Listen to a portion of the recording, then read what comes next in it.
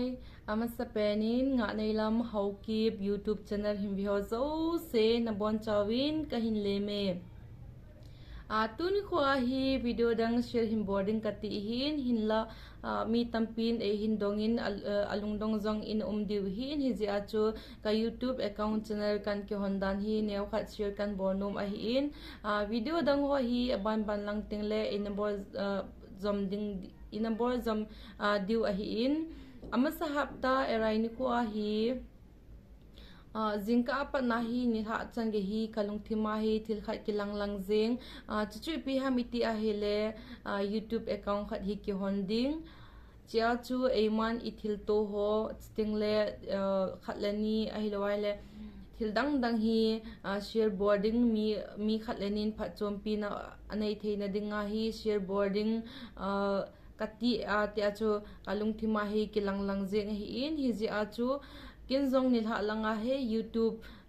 account khat kan ki hona video khat hi kan upload hin hi chinu kho achun subscriber hi 68 hambu kanamu in hinla azing ni kho kahung ki thodo ahin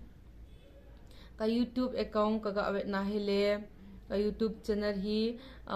300 zathum anawartan subscribers kinzong hi chichu kamu achu kam zong hi blur ngap hitam te ahi ke zong le ka ke hi kalungdong ahin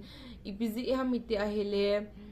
YouTube account nei ho hin hedu hin 5k subscriber muna dinga zong hi thaizat ham khat zong lut chitingle 1k subscriber muna dinga zong hi 5 months katipoi 1 year katipoi pha lut na lut hin hi chichumin i video ho hi a web pi nom lawa hi lawa la share a board pi nom lawa hi la chun subscribe a board pi nom lawa hi la chun hi chi 1k mun de ning jong cha ha jeng hin la ke tu ni kho 5k subscriber ilin thayu hi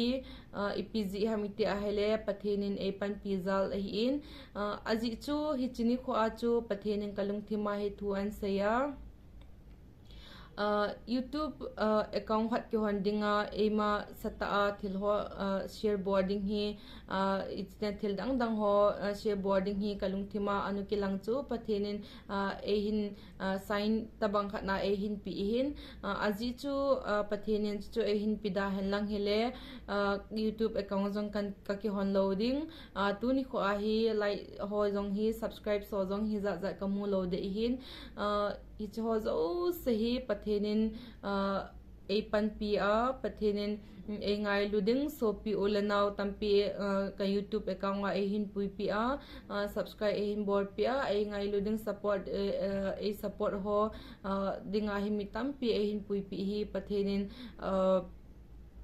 a pan pi zal hi pathen ka thangwa in chitingle so pi ulanaw ka YouTube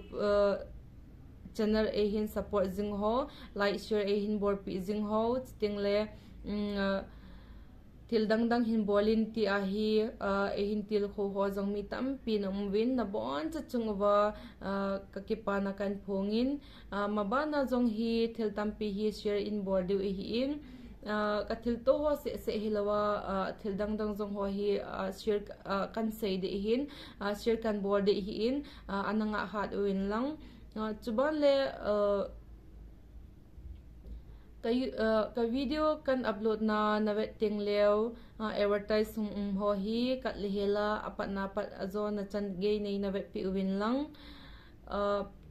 ten comments hin bol mi tam pi umin kiti hen lang hele ke ayong subscribe ne him board pi o nanga jong ka board pi ti a hi tam pi mes kamu hin comment him board kamu ahin kin ama ho comment chu kamu tenga hele kinjong ama ho apet pe na hi kamu mu tengle ama ho channel ra ka lut na subscribe ka board pi a ama ho video khat pe na hi comment ka bola kinjong nang YouTube channel subscribe kan board pi ti a hi comments ka board hi in mi tam pi o min kanamu hai khatle ni o ma hele lungse te in ki phalam lo helin to video danga kan upload ho jong hi na hin sei kit thei hi in kinjong kan board pi a kinjong nang ho jong kan support jing ding hi ti chu kan phung hi in ke zong hi kalung zong hi mo don ha jing hi chi amasa erai hi aile tuni erai hi aile YouTube account ki hana hi hapta khat ki to chat hiding a hi in la 5k subscriber kamu the hi pathen zal hi ti hi kan phondo a hi in pathen ei pan pil a kamalam hin ko ei hin sempi zal hi ti hi kan phondo a hi in mabana zong video ho tam pi share kan boarding hi ananga hat win lang thil ke hi ka kamjong a fel pon thil thu sei ong ka them pon hin la ka thu sei dan deilo a hoilo uma hele comment in hin sein lang aban ka kiting le ti hin bolo tin seo tin lang ti hin bol lang ti hin sein ti a he comment ne hin bor pi diwin kan temin aban ti phating le video dang ho hi kathil tu ho an lang mukbang hin bolin ti ho a hi lo a hele thil dang hin bolin ti ho hi aban bana hi in bor jing di hin tu lai chomkhat video kan upload lo chu aji chu jan duty kan ka bol ji a hi tu lai hi tu ni off ka hi in jan duty ka bol ji na hi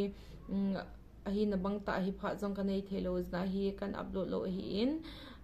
in he themun lang aban video tingle ikimuto ki devin kahin temin na bon chawin dam selwin